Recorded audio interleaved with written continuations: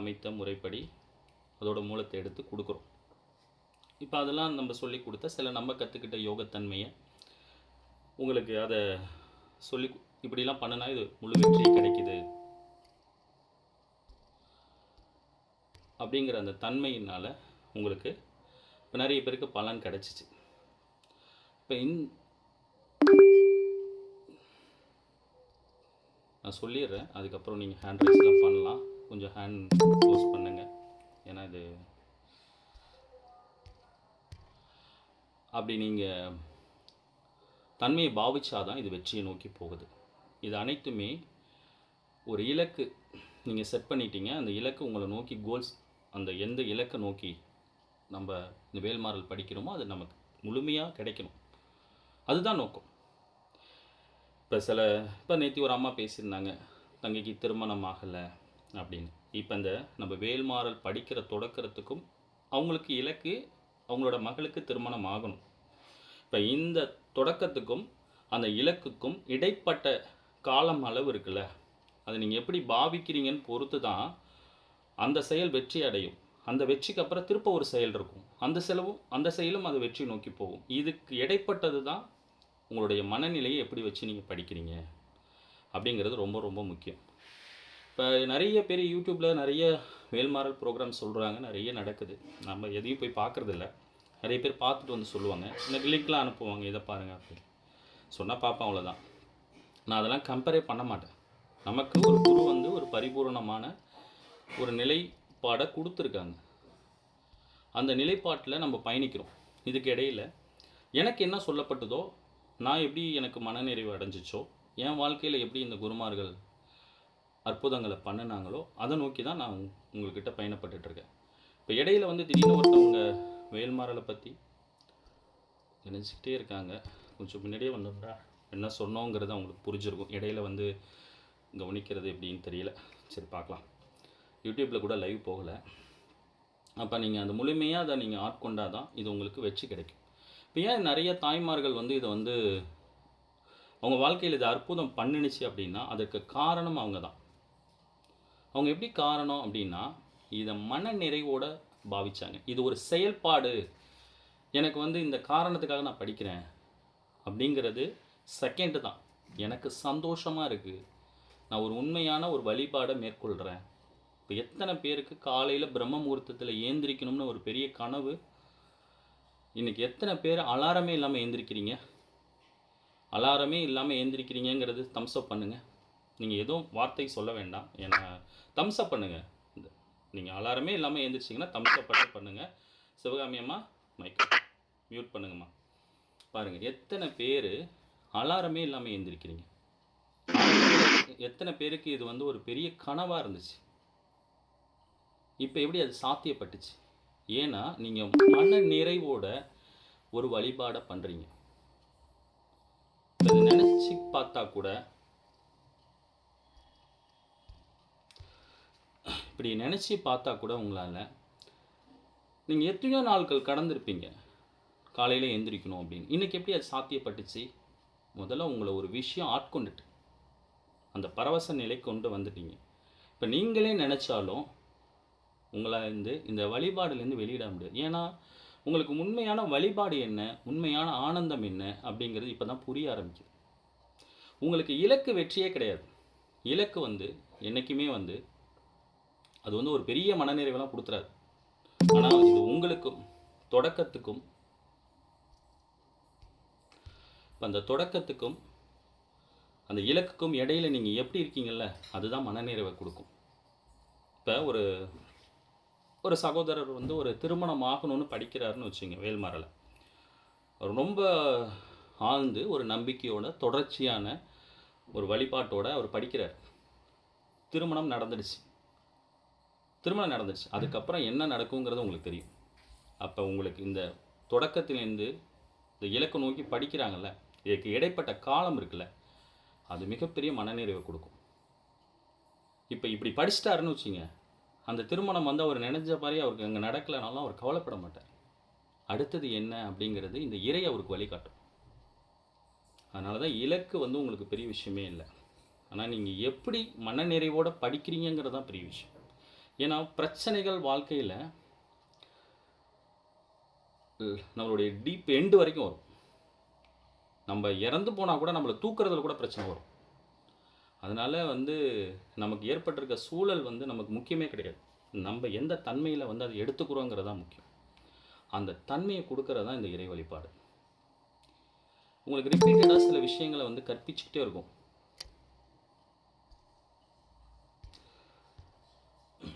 Ganesh hand rice பண்ணுங்கள், hand down பண்ணுங்கள். அது காட்டிக்கிட்டே இருக்கு.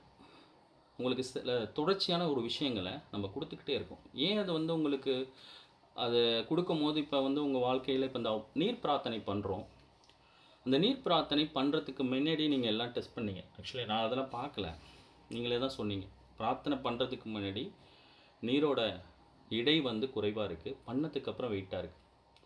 அது அப்படி தான் இருக்கும். நான் பெருசாக மிகையெல்லாம் படுத்த மாட்டேன். நீங்கள் அதுக்கு உதாரணம் எடுத்துக்கிட்டிங்கன்னா, இந்த கோயில் குடமுழுக்கெல்லாம் பார்த்தீங்கன்னா அந்த கலசத்தில் நீர் வச்சுருப்பாங்க. அந்த மந்திர அது அந்த தர்ப்பையில் கனெக்ட் பண்ணியிருப்பாங்க, ஹோமகுண்டத்துக்கும் அதுக்கும். அந்த மந்திரத்தை சொல்ல சொல்ல சொல்ல சொல்ல அந்த நீர் அந்த கலசத்தில் இருக்கக்கூடிய அந்த நீரோட எடையை அதிகப்படுத்தும். நீங்கள் எடுத்து வைக்கும் போது அப்படியே எளிதாக ஒத்த கையில் கொண்டு போய் வைப்பாங்க. ஆனால் அந்த கலசத்தை எடுக்கும் போது அந்த பண்டிட், அந்த வேத பண்டிட் அதை ரொம்ப அப்படியே கட்டி அணைச்சி எடுத்துகிட்டு வருவார். நீங்கள் வேணால் அப்படி இருந்தால் கேட்டு பாருங்கள், ரொம்ப எடை அதிகமாக இருக்கும். இப்போ இந்த தன்மையெல்லாம் உங்களுக்கு ஏன் கொடுக்கப்படுது? இப்போ இப்படி கொடுக்கறதுனால தான் உங்களுக்கு வேலை செய்யுது. இப்போ உங்களுக்கு ஒரு மனநிறைவு வந்துருச்சு. எப்படி மனநிறைவு வந்துருச்சு? நான் இந்த பிரார்த்தனைக்குள்ளே வந்துட்டேன், எனக்கு இது நடந்துடும், என்ன நடந்தாலும் எனக்கு எந்த சூழலும் பிரச்சனை இல்லை, இந்த வழிபாடு என்னை காப்பாற்றும். ஒரு குருவை பிடிச்சிட்டோம், அந்த குரு நம்மளை வழி நடத்துவார். இந்த பொங்கி தாய் அம்மனை பிடிச்சிட்டோம், என்ன கூப்பிட்டாலும் இந்த அம்மா வரும். நிறைய பேருக்கு வந்திருக்காங்க, சொல்கிறீங்க. எங்களுக்குமே பெரிய அனுபவமெல்லாம் இருக்குது. இந்த அம்மாவோட ஃபஸ்ட்டு அனுபவமே பெரிய பிரம்மாண்டம். இனிமேல் அதை சொன்னாலுமே நம்புவாங்களான்னு தெரியாது. அவ்வளோ பெரிய அற்புதமாக அது எப்படி நடந்துச்சு அப்படிங்கிறதெல்லாம் ஒரு நாள் நான் சொல்கிறேன். அவங்க வாழ்க்கையில் இன்றைக்குமே அது ஒரு பெரிய, அதனால தான் இந்த அம்மாவை பற்றி பேசிக்கிட்டே இருக்கும். இப்போ ஏன் இப்படி இந்த முறையில் நீங்கள் படிக்கும்போது இது முழுமையான ஒரு வெற்றியை கொடுக்கும். வெற்றின்னு கூட சொல்ல முடியாது, உங்களுக்கு இலக்கை கொடுக்கும், ஒரு கோல் செட் கொடுக்கும். ஆனால் அது உங்களுக்கு மனநிறைவை கொடுக்குமா அப்படின்னா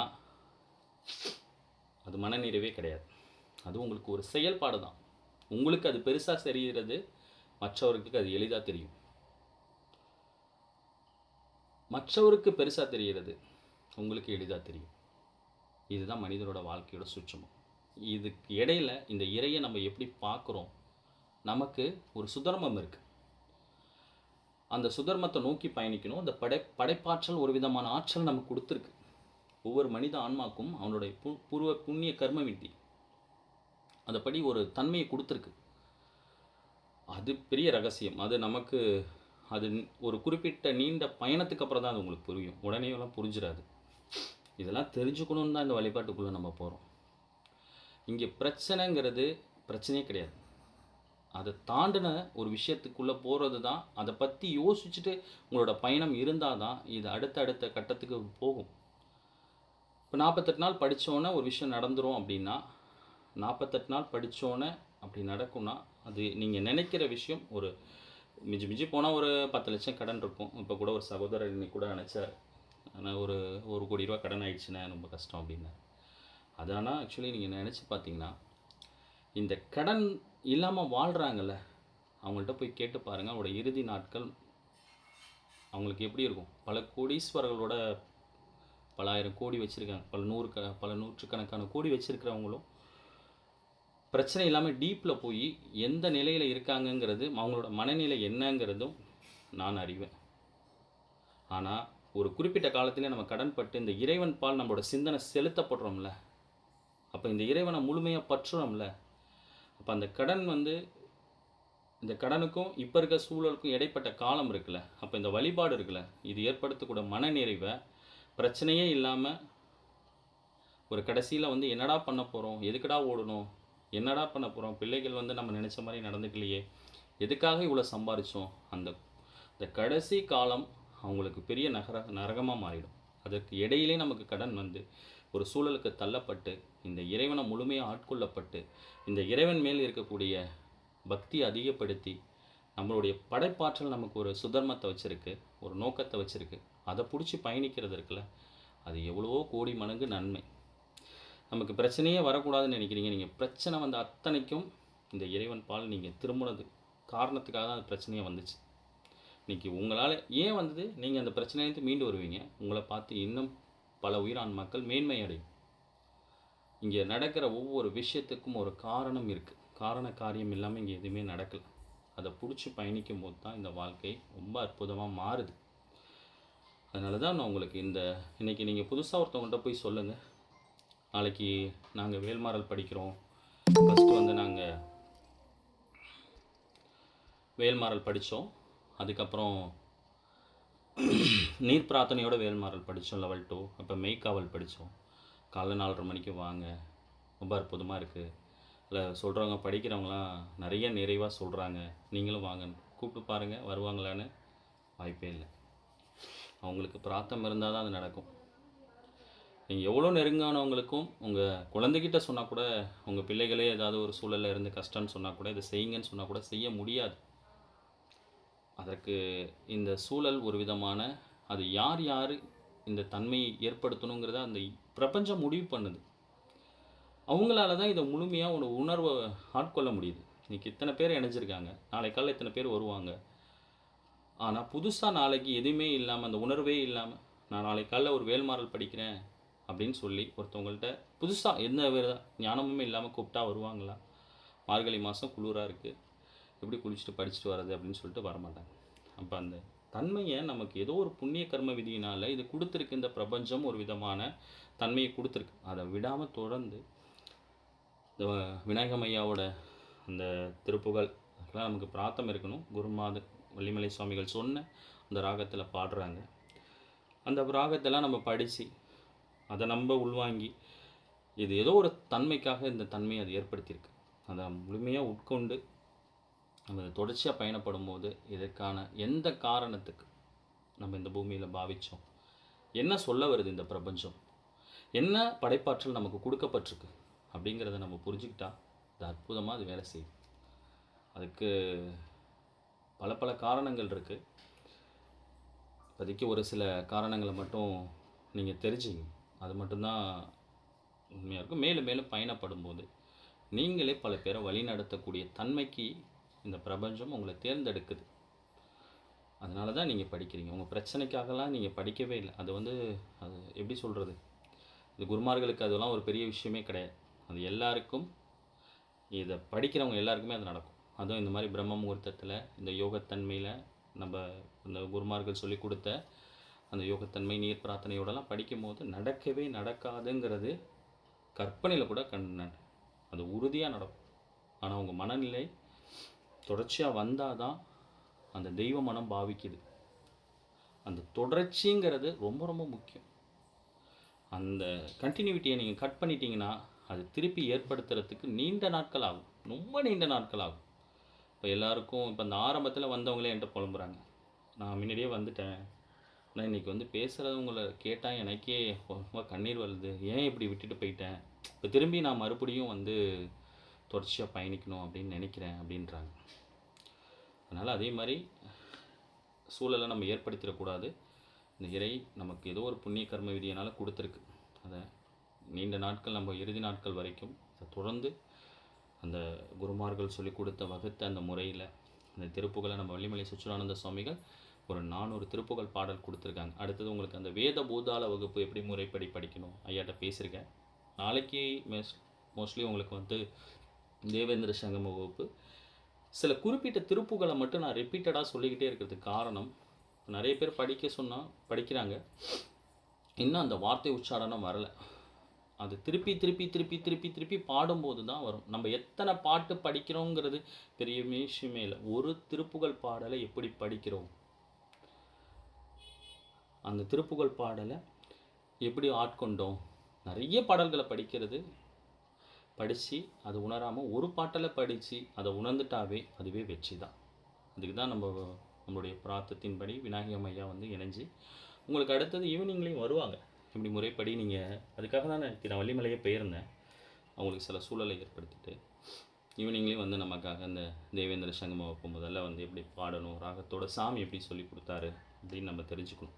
அது தெரிஞ்சுக்கிறதுக்கு நாளை முடிஞ்ச அளவுக்கு இந்த இது இருக்கும்.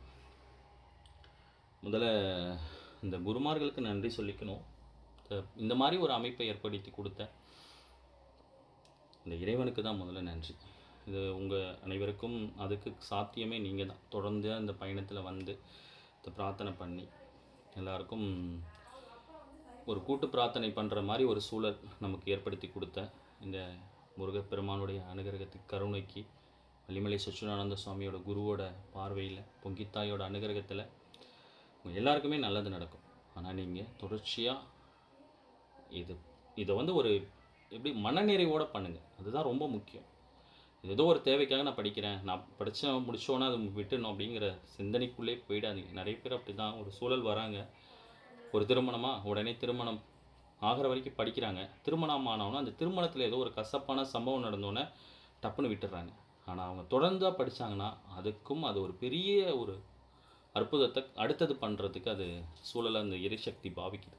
அதனால தான் இது எக்காரத்து கொண்டுமே விடாதீங்க அப்படின்னு நம்ம சொல்கிறோம்.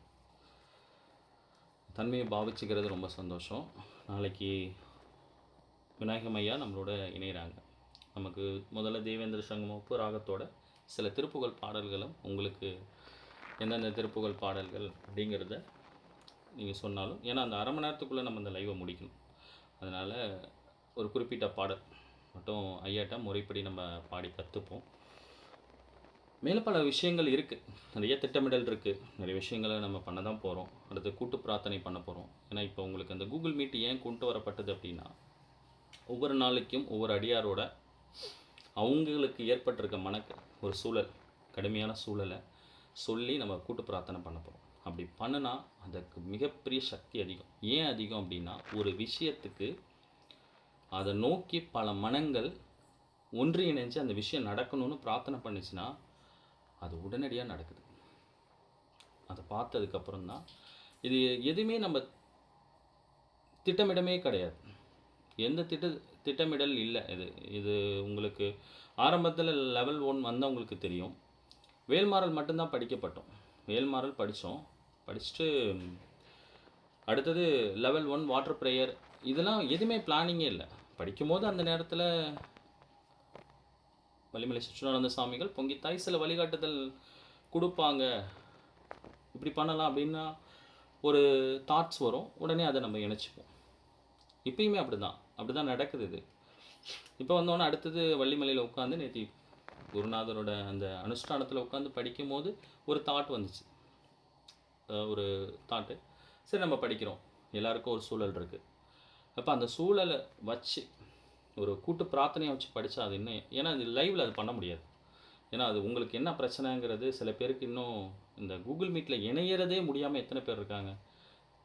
எப்படியும் ஒரு 25-30 பேர் ஃபோன் பண்ணிட்டாங்க, இது எப்படி செய்கிறதுன்னு தெரியாமல். அவங்களாலலாம் இணைய முடியல.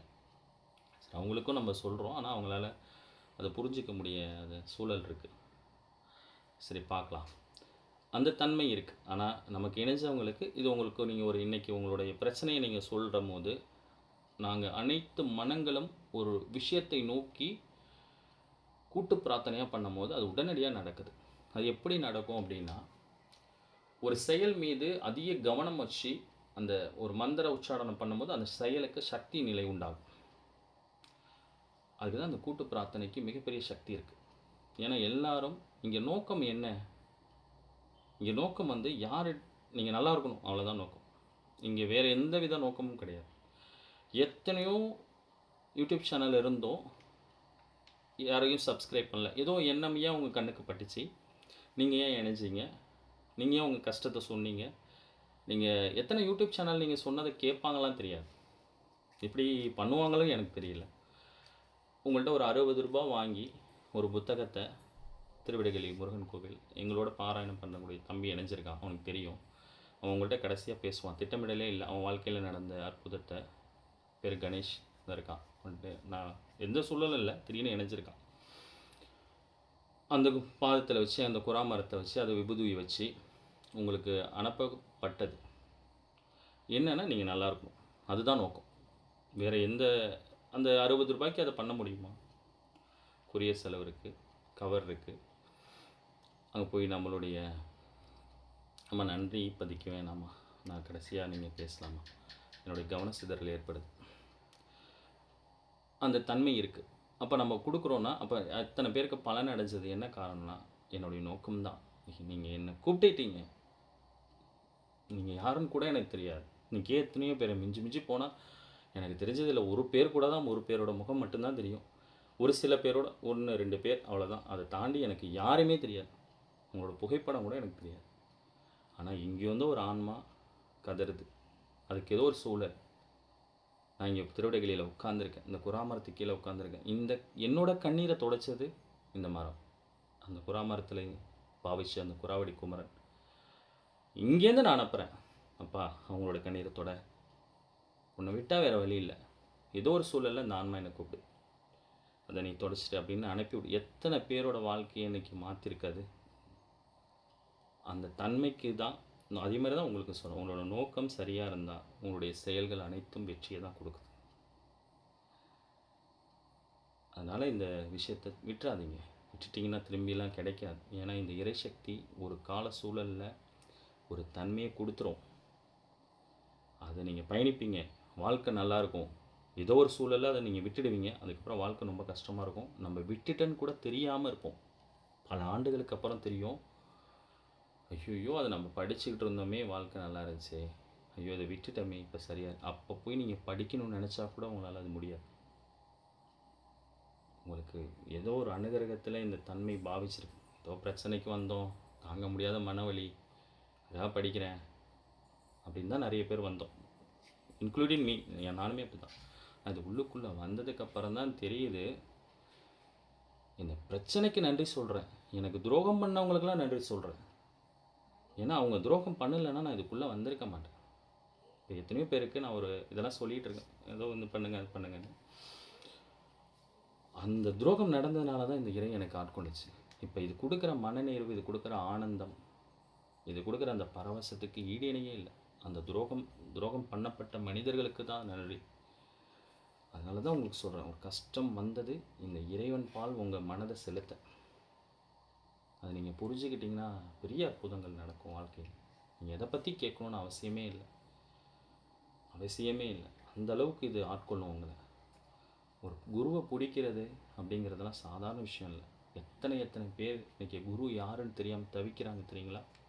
ஒரு குரு வந்து நேரடியாக வந்து உங்களுக்கு முன்னாடி வந்து உபதேசம் பண்ணணும்னு அவசியம் இல்லை. வெள்ளிமலை சச்சிதானந்த சுவாமி துணை, குருவே சரணம், வங்கித்தாய் அருள் அப்படின்னா அவங்க மன ரீதியாக வந்து பாவிப்பாங்க. நிறைய பேருக்கு இங்கே குழப்பம் இருக்குது. நான் குருன்னா போய் உங்களுக்கு நேரடி தான், இங்கே எல்லாம் மானசீக வழிபாடு தான். வள்ளிமலை சச்சிதானந்த சுவாமிகள் 1916 ஆண்டுகளில் வள்ளிமலை வந்தாங்க. அவரோட மானசீக குரு, அவர் வழி நடத்தினது சேஷாத்திரி சுவாமிகள், ரமண மகரிஷி. ரமண மகரிஷியை போய் பார்க்குறாரு சாமி.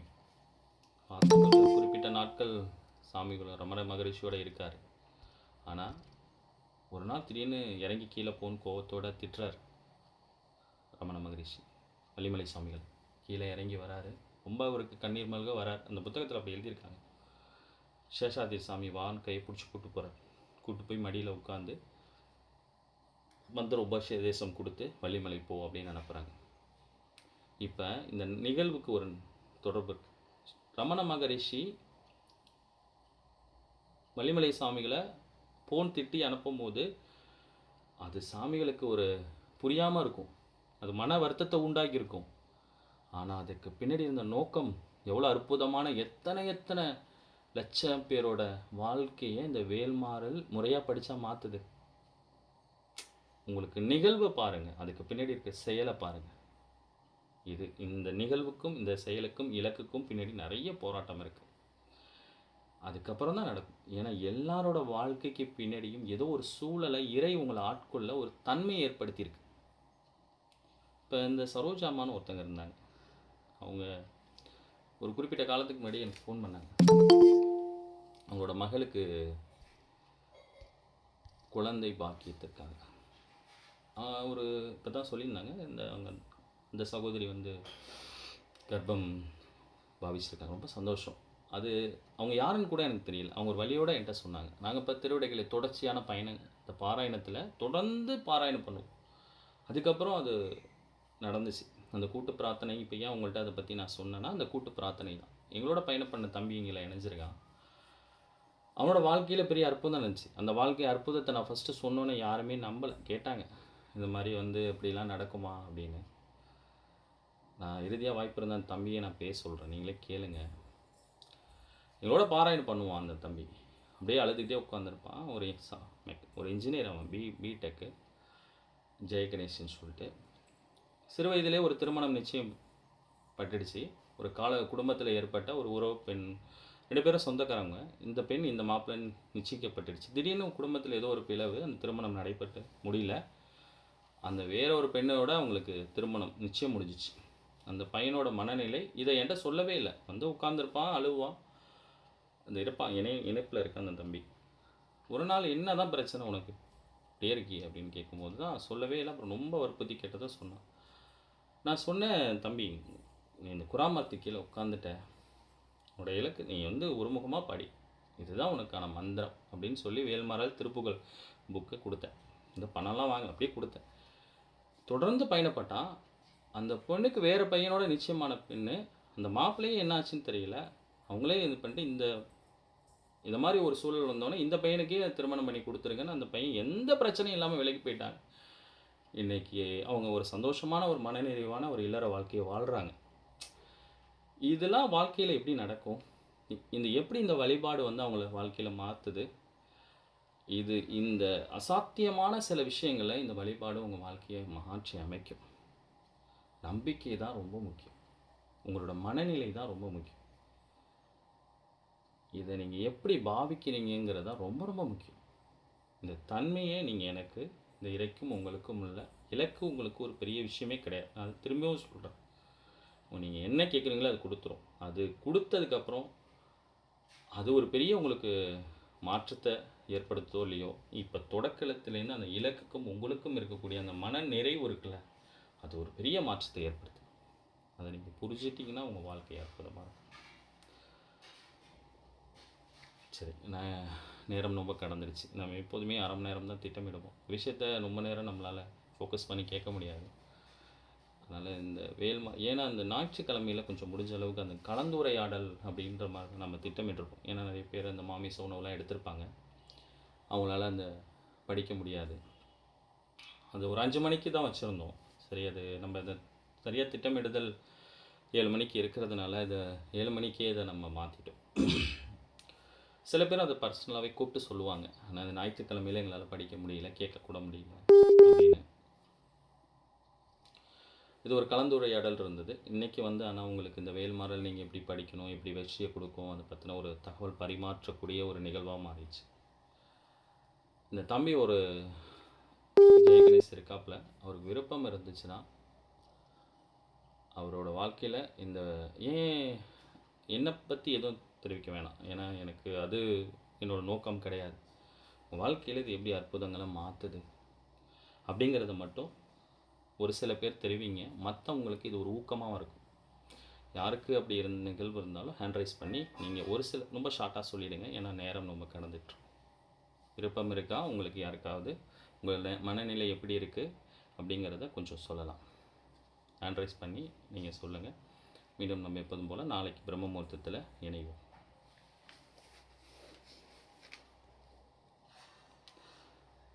தம்பி கணேஷ் இருந்தீங்கன்னா சொல்லுங்கம்மா. சொல்லுங்கம்மா. கேக்குதுங்களா? சொல்லுங்க. வணக்கம். முருகாசரணம் தம்பி. முருகாச்சரணம். ஸ்ரீ வள்ளிமலை சச்சிதானந்த சுவாமி துணை.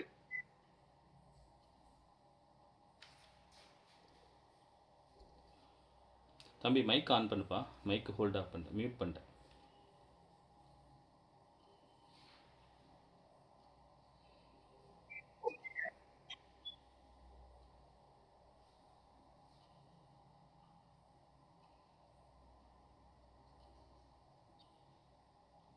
முருகாச்சரணம். அனைவருக்கும் வணக்கம். ஸ்ரீ வள்ளிமலை சச்சிதானந்த சுவாமிகள் துணை, பொங்கியம்மன் தாவி அருள். கேக்குதுங்களா? கேக்குது தம்பி, கேக்குது தம்பி, தொடர்ந்து சொல்லு. அனைவருக்கும் வணக்கம். என் பேர் ஜெய் கணேஷ். நான் வந்து ஒரு 2 வருடமா திருவடைக்கழி முருகன் கோயில்ல தான் அண்ணனோட ஃபர்ஸ்ட் அறிமுகமானேன். வாழ்க்கையில் நிறைய பிரச்சனைகள் இருந்தது. அண்ணா சில விஷயம் சொல்லியிருப்பாங்க. அது எல்லாம் வந்து எப்படி சாத்தியம் நடக்குமான்னு எனக்கு எல்லாம் தெரியல. எல்லாத்தையும் நொடி பொழுதுல எனக்கு வந்து இந்த வேல்மாறல் வந்து நம்பிக்கையோட படித்தேன். அது எல்லாத்தையும் எனக்கு தலைக்குதான் வாழ்க்கையை மாற்றி கொடுத்து நான் ஆசைப்பட்ட வாழ்க்கையை எனக்கு கொடுத்துட்டாங்க. அதே போல என்னோட ஒவ்வொரு விஷயத்திலும்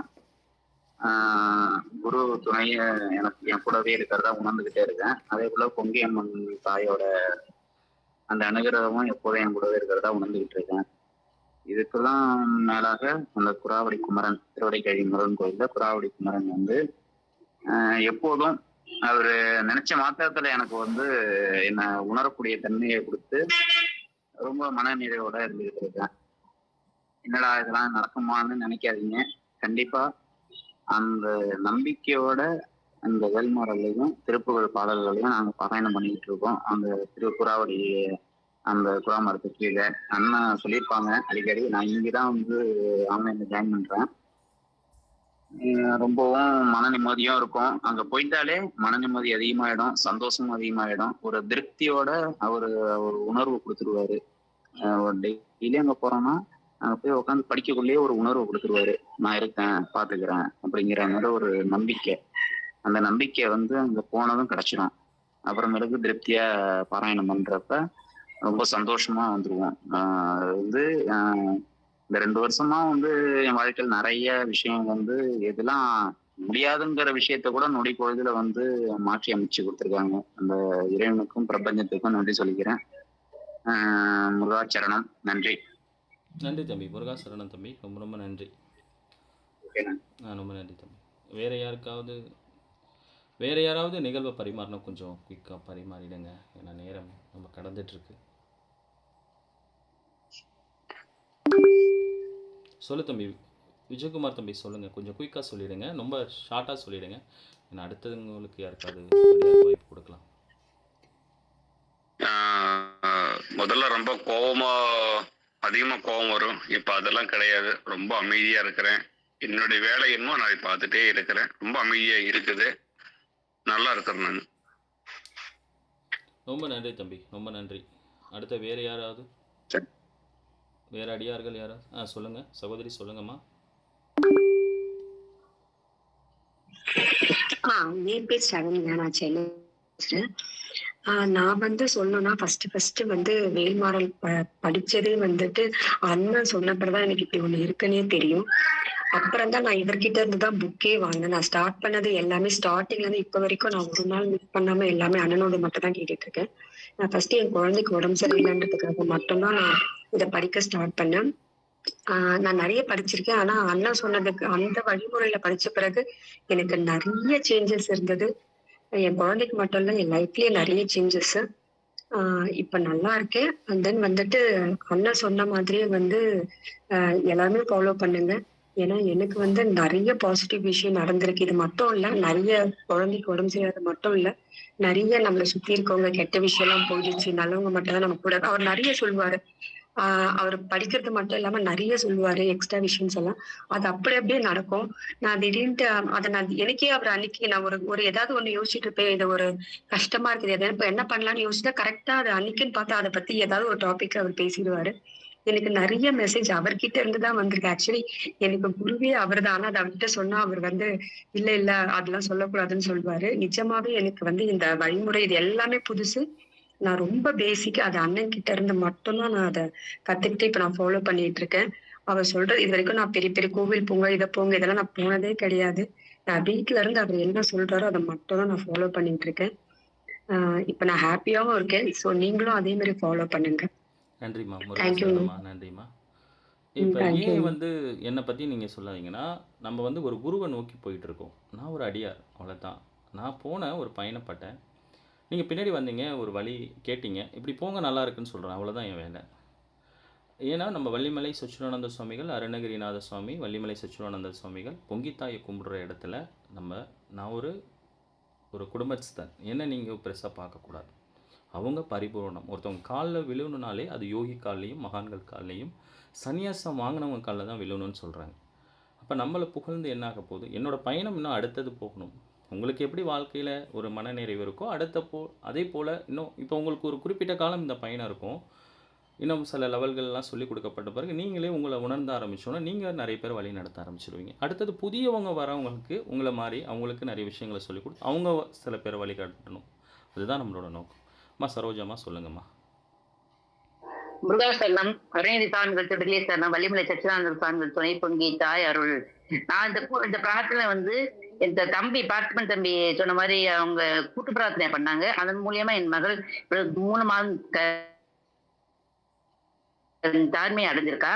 எல்லாம் புகழ் முருகனுக்கே. வள்ளிமலை சச்சிதானந்த சாமிகள் துணை திருடலே சரணம், பொங்கி தாய் அருள். நன்றி ஐயா. நன்றியம்மா நன்றிம்மா. இப்போ உங்களுக்கு எப்படி இது நிகழ்ந்ததோ இன்றைக்கி பெரிய சிக்கல் இருக்கிறது இந்த குழந்தை பாக்கியம்ங்கிறது தள்ளி போகுது.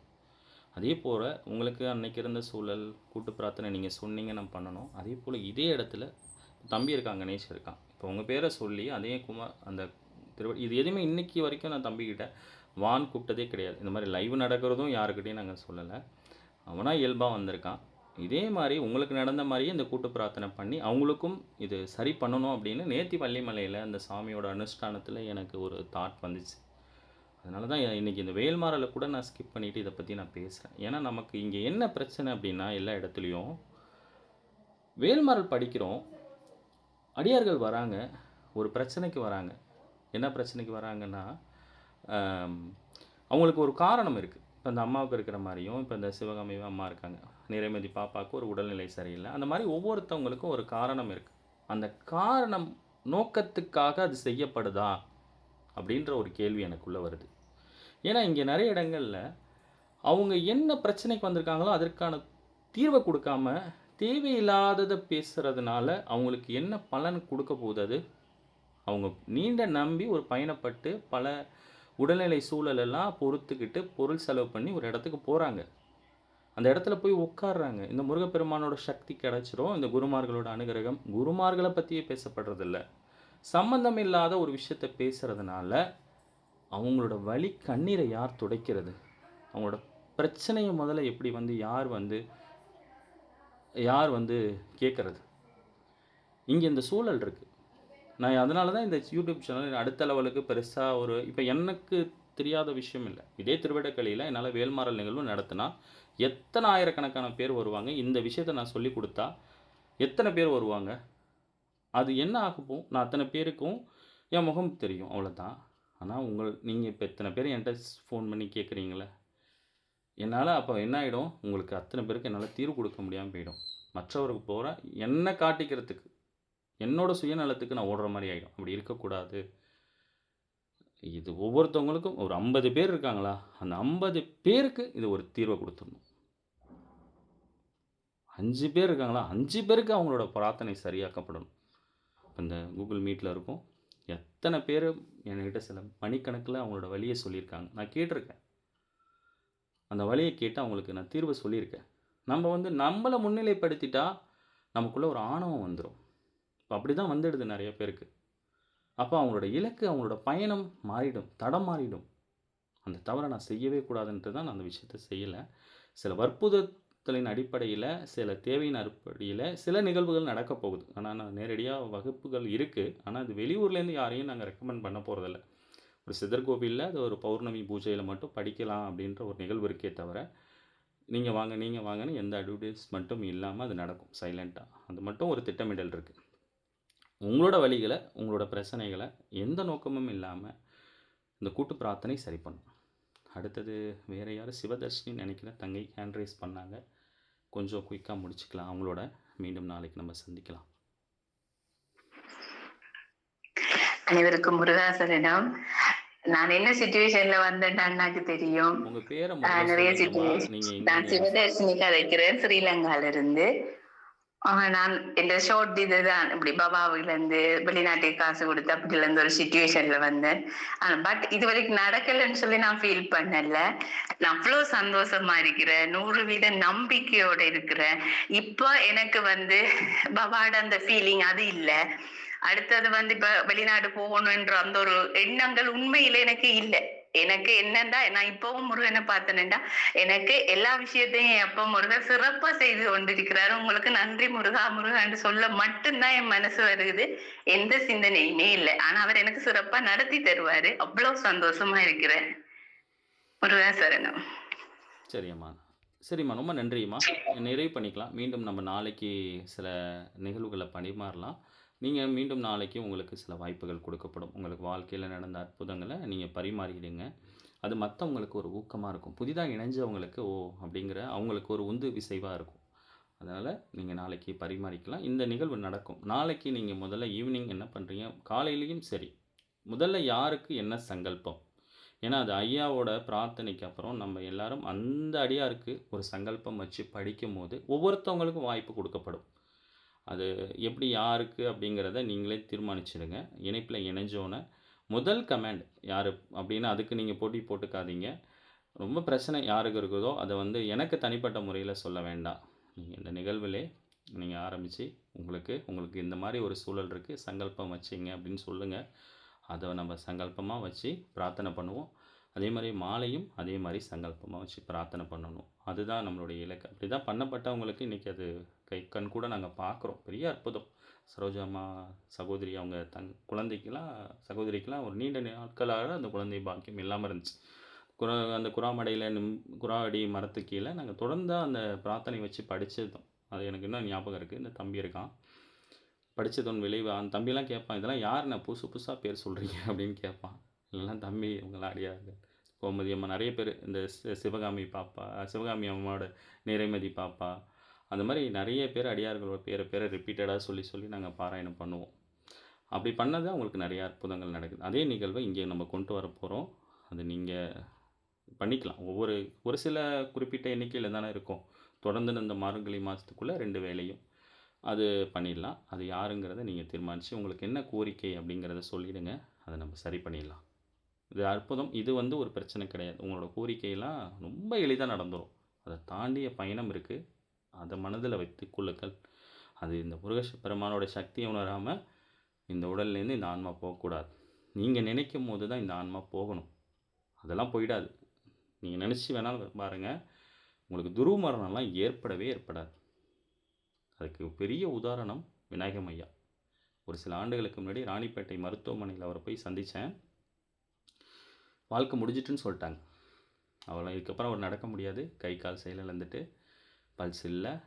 கடைசி கட்டத்தில இருக்காங்க அப்படின்னு சொல்லப்பட்ட ஒரு அடியார், இன்னைக்கு நேத்தி வள்ளிமலையில எங்களோட ஒருத்தவங்க வந்திருந்தாங்க. அவங்களுக்கு தெரிஞ்சிருக்கும். அம்மா இருக்காங்களான்னு கூட தெரியல. அவ்வளோ சீக்கிரமா மேல போயிட்டார். ஒரு 15 நிமிஷத்தில மலை மேல ஏறிட்டார். நாங்க 3/4 மணி நேரத்துக்கு மேல ஆச்சு நாங்க போறதுக்கு. எதுக்கு இத சொல்லுறோம் அப்படின்னா, நம்பிக்கையோட இத பயணப்படும்போது, இது பெரிய சக்தி நிலைய நமக்குள்ள பிரசவிக்கும். அதனால தான் இத விட்டுற வேண்டாம் அப்படிங்கிறது உங்களுக்கு சரி, நன்றி.